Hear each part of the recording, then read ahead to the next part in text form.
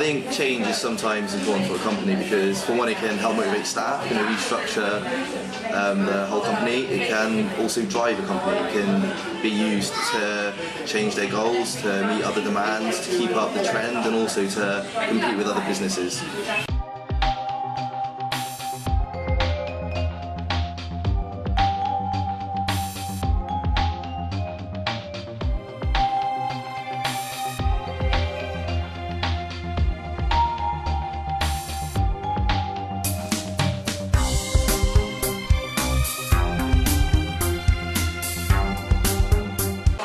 I believe leadership is very important in association with change in a business, because if you're a bit blunt, you're a bit very democratic. If you've got a democratic leadership style, it can actually put a lot of pressure on the staff, and they get a bit stressed out.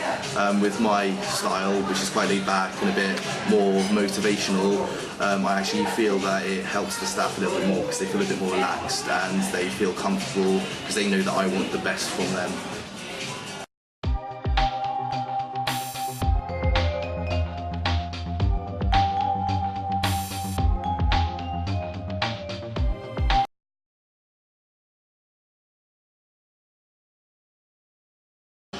The steps of change we took were, obviously, because I was going to be doing all the new training with the waitresses and the kitchen staff about portion sizes and how to use the new system.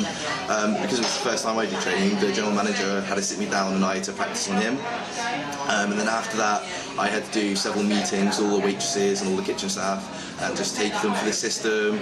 And then obviously I needed feedback to find out how they were finding it. If some found it harder, I'd have to spend extra time with them. If some found it a bit easier and they got on with it, I'd have to spend less time with them. And I thought it was a good idea to maybe put a questionnaire out and actually ask them questions on how they found it, what they liked, what they didn't like, and try and get some feedback to fix the problems.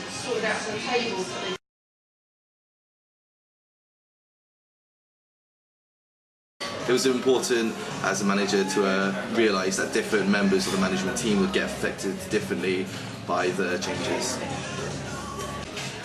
How did we as a manager appeal to the different levels of staff? Well, with the waitresses and the waiters, there were a couple of them who did struggle and get quite stressed with the change. So me, myself personally, had to spend a little bit more time with them and employ a few more strategies to actually help them cope with the change and learn the new system.